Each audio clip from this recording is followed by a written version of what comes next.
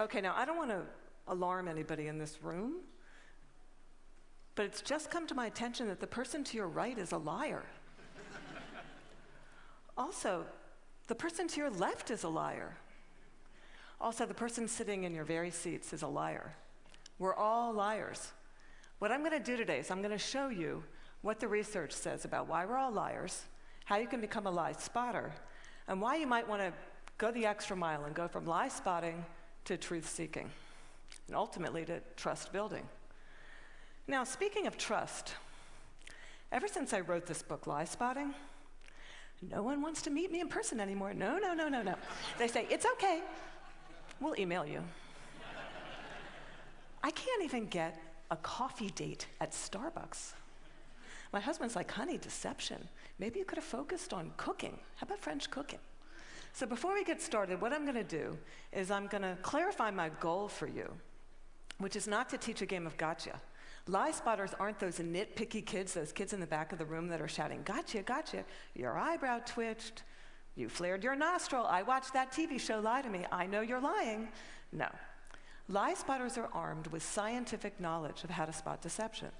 They use it to get to the truth, and they do what mature leaders do every day. They have difficult conversations with difficult people, sometimes during very difficult times. And they start up that path by accepting a core proposition. And that proposition is the following: lying is a cooperative act. Think about it. A lie has no power whatsoever by its mere utterance. Its power emerges when someone else agrees to believe the lie. So I know it may sound like tough love, but look, if at some point you got lied to, it's because you agreed to get lied to. Truth number one about lying: lying's a cooperative act. Now, not all lies are harmful. Sometimes we're willing participants in deception for the sake of social dignity, maybe to keep a secret that should be kept secret. We say, nice song. Honey, you don't look fat in that, no. Or we say, favorite of the digerati. You know, I just fished that email out of my spam folder. I'm so sorry. But there are times when we are unwilling participants in deception, and that can have dramatic costs for us. Last year saw $997 billion in corporate fraud alone in the United States. That's an eyelash under $1 trillion. That's 7% of revenues. Deception can cost billions. Think Enron, Madoff, the mortgage crisis, or in the case of double agents and traitors like Robert Hansen or Aldrich Ames, lies can betray our country. They can compromise our security.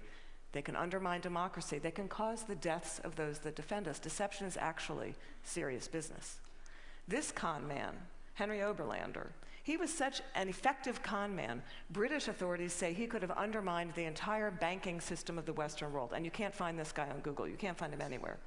He was interviewed once, and he said the following. He said, look, I've got one rule. And this was Henry's rule. He said, look, everyone is willing to give you something. They're ready to give you something for whatever it is they're hungry for. And that's the crux of it. If you don't want to be deceived, you have to know, what is it that you're hungry for? And we all kind of hate to admit it. You know, we kind of wish we were better husbands, better wives, smarter, more powerful, taller, richer. The list goes on. Lying is an attempt to bridge that gap, to connect our wishes and our fantasies about who we wish we were, how we wish we could be, with what we're really like. And boy, are we willing to fill in those gaps in our lives with lies. On a given day, studies show that you may be lied to anywhere from 10 to 200 times. Now, granted, many of those are white lies. But in another study, it showed that strangers lied 3 times within the first 10 minutes of meeting each other. Now, when we first hear this data, we recoil. We can't believe how prevalent lying is. We're essentially against lying. But if you look more closely, the plot actually thickens. We lie more to strangers than we lie to coworkers. Extroverts lie more than introverts. Men lie 8 times more about themselves than they do other people. Women lie more to protect other people. If you're in an average married couple, you're going to lie to your spouse in 1 out of every 10 interactions. Now, you may think that's bad. If you're unmarried, that number drops to 3. Lying's complex. It's woven into the fabric of our daily and our business lives. We're deeply ambivalent about the truth. We parse it out on an as-needed basis, sometimes for very, very good reasons, and other times just because we don't understand the gaps in our lives. That's truth number 2 about lying. We're against lying, but we're covertly for it in ways that our society has sanctioned for centuries and centuries and centuries. It's as old as breathing. It's part of our culture. It's part of our history. Think Dante, Shakespeare, the Bible, news of the world. Lying has evolutionary value to us as a species. Researchers have long known that the more intelligent the species, the larger the neocortex, the more likely it is to be deceptive. Now, you might remember Coco. Does anybody here remember Coco the gorilla, who was taught sign language? Coco was taught to communicate via sign language. Here's Coco with her kitten. It's her cute little fluffy pet kitten. Coco once blamed her pet kitten for ripping a sink out of the wall. We're hardwired to become leaders of the pack. It starts really, really early. How early? Well, babies will fake a cry, pause, wait to see who's coming, and then go right back to crying. 1-year-olds learn concealment. 2-year-olds bluff. 5-year-olds lie outright. They manipulate via flattery. 9-year-olds, masters of the cover-up. By the time you enter college, you're going to lie to your mom in 1 out of every 5 interactions. By the time we enter this work world, and we're breadwinners, we enter a world that is just cluttered with spam, fake digital friends, partisan media, ingenious identity thieves, world-class Ponzi schemers, a deception epidemic. In short, what one author calls a post-truth society. It's been very confusing for a long time now. What do? Well, there's steps we can take to navigate our way through the morass. Trained lie spotters get to the truth 90% of the time. The rest of us, we're only 54% accurate. Why is it so easy to learn? Well, they're good liars and they're bad liars. They're no real original liars. We all make the same mistakes. We all use the same techniques. So what I'm going to do is I'm going to show you 2 patterns of deception, and then we're going to look at the hot spots and see if we can find them ourselves. We're going to start with speech. I want you to listen to me. I'm going to say this again. I did not have sexual relations with that woman, Miss Lewinsky. I never told anybody to lie, not a single time, never. These allegations are false, and I need to go back to work for the American people. Thank you. Okay, what were the telltale signs? Well, first we heard what's known as a non-contracted denial. Studies show that people who are overdetermined in their denial will resort to formal rather than informal language. We also heard distancing language, that woman. We know that liars will unconsciously distance themselves from their subject using language as their tool. Now, if Bill Clinton had said, well, they tell you the truth, or Richard Nixon's favorite, in all candor, he would have been a dead giveaway for any lie spotter that knows that qualifying language, as it's called, qualifying language like that, further discredits the subject. Now, if he had repeated the question in its entirety, or if he had peppered his account with a little too much detail, and we're all really glad he didn't do that, he would have further discredited himself. Freud had it right. Freud said, look, there's much more to it than speech. No mortal can keep a secret. If his lips are silent, he chatters with his fingertips, and we all do it. No matter how powerful you are, we all chatter with our fingertips. I'm going to show you Dominique Strauss-Kahn with Obama, who's chattering with his fingertips. Now, this brings us to our next pattern, which is body language. With body language, here's what you got to do. You really got to just throw your assumptions out the door. Let the science temper your knowledge a little bit, because we think liars fidget all the time. Well, guess what? They're known to freeze their upper bodies when they're lying. We think liars won't look in the eyes. Well, guess what? They look you in the eyes a little too much just to compensate for that myth. We think warmth and smiles convey honesty, sincerity, but a trained lie spotter can spot a fake smile a mile away. Can you all spot the fake smile here? You can consciously contract the muscles in your cheeks, but the real smile's in the eyes. The crow's feet of the eyes, they cannot be consciously contracted, especially if you overdid the Botox. Don't overdo the Botox. Nobody will think you're honest. And now we're going to look at the hot spots. Can you tell what's happening in a conversation? Can you start to find the hot spots, to see the discrepancies between someone's words and someone's actions? Now, I know it seems really obvious, but when you're having a conversation with someone that you suspect of deception, attitude is by far the most overlooked but telling of indicators. An honest person is going to be cooperative. They're going to show they're on your side. They're going to be enthusiastic. They're going to be willing and helpful in getting you to the truth. They're going to be willing to brainstorm, name suspects, provide details. They're going to say, hey, maybe it was those guys in payroll that forged those checks. They're going to be infuriated if they sense they're wrongly accused throughout the entire course of the interview, not just in flashes. They'll be infuriated throughout the entire course of the interview. And if you ask someone honest, what should happen to whoever did forge those checks? An honest person is much more likely to recommend strict rather than lenient punishment. Now, let's say you're having that exact same conversation with someone deceptive. That person may be withdrawn, look down, lower their voice, pause, be kind of herky-jerky.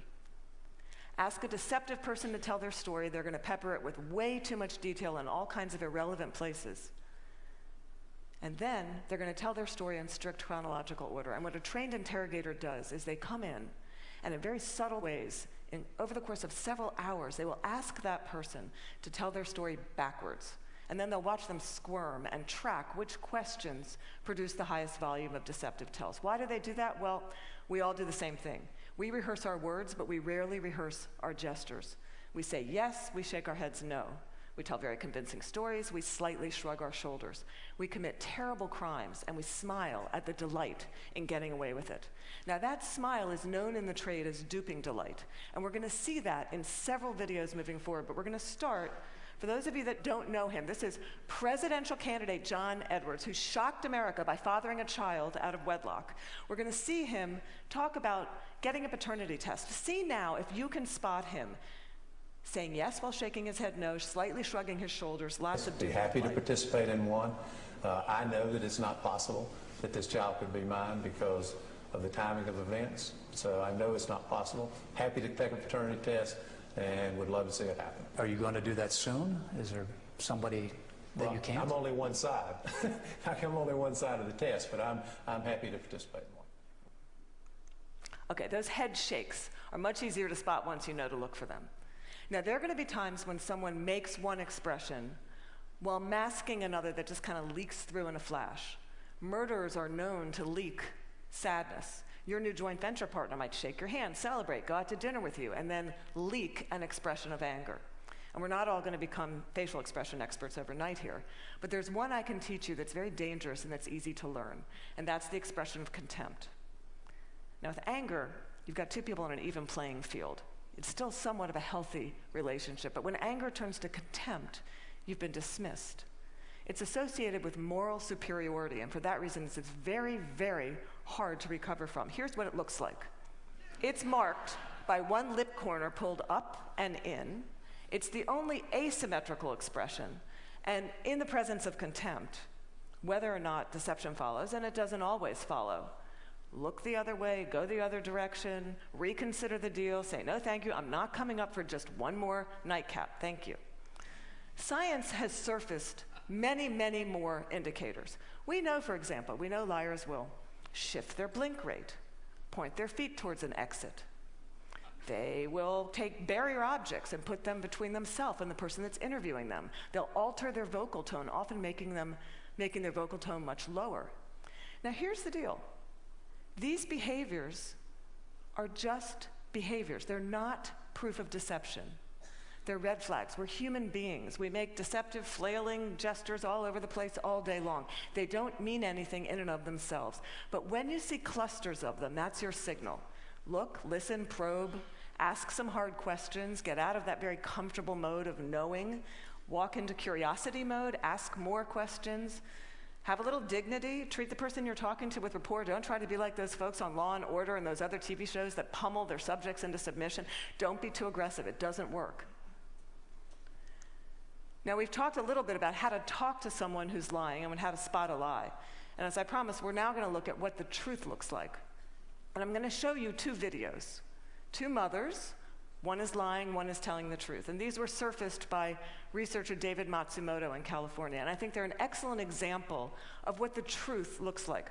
This mother, Diane Downs, shot her kids at close range, drove them to the hospital while they bled all over the car, claimed a scraggy-haired stranger did it. And you'll see when you see the video, she can't even pretend to be an agonizing mother. What you want to look for here is an incredible discrepancy between horrific events that she describes and her very, very cool demeanor. And if you look closely, you'll see duping delight throughout this video. But at night, when I close my eyes, I can see Christy reaching her hand out to me while I'm driving, and the blood just keep coming out of her mouth. And that, maybe it'll fade too with time, but I don't think so.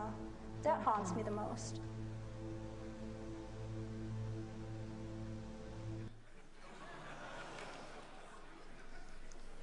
Now I'm going to show you a video of an actual grieving mother, Erin Runyon, confronting her daughter's murderer and torturer in court. Here you're going to see no false emotion, just the authentic expression of a mother's agony. I wrote this statement on the 3rd anniversary of the night you took my baby. And you hurt her, and you crushed her, you terrified her, until her heart stopped. And she fought, and I know she fought you. I know she looked at you with those amazing brown eyes, and you still wanted to kill her. And I don't understand it, and I never will. Okay, there's no doubting the veracity of those emotions. Now, the technology around what the truth looks like is progressing on, the science of it. We know, for example, that we now have specialized eye trackers, infrared brain scans, MRIs that can decode the signals that our bodies send out when we're trying to be deceptive. And these technologies are going to be marketed to all of us as panaceas for deceit. And they will prove incredibly useful someday. But you've got to ask yourself, in the meantime, who do you want on your side of the meeting? Someone who's trained in getting to the truth, or some guy who's going to drag a 400-pound electroencephalogram through the door? Lie spotters rely on human tools. They know, as someone once said, character's who you are in the dark. And what's kind of interesting is that today we have so little darkness. Our world is lit up 24 hours a day. It's transparent, with blogs and social networks broadcasting the buzz of a whole new generation of people that have made a choice to live their lives in public. It's a much more noisy world. So one challenge we have is to remember, oversharing, that's not honesty. Our manic tweeting and texting can blind us to the fact that the subtleties of human decency, character, integrity, that's still what matters. That's always what's going to matter. So in this much noisier world, it might make sense for us to be just a little bit more explicit about our moral code. When you combine the science of recognizing deception with the art of looking, listening, you exempt yourself from collaborating in a lie. You start up that path of being just a little bit more explicit because you signal to everyone around you. You say, hey, my world, our world, it's going to be an honest one. My world is going to be one where truth is strengthened and falsehood is recognized and marginalized. And when you do that, the ground around you starts to shift just a little bit. And that's the truth. Thank you.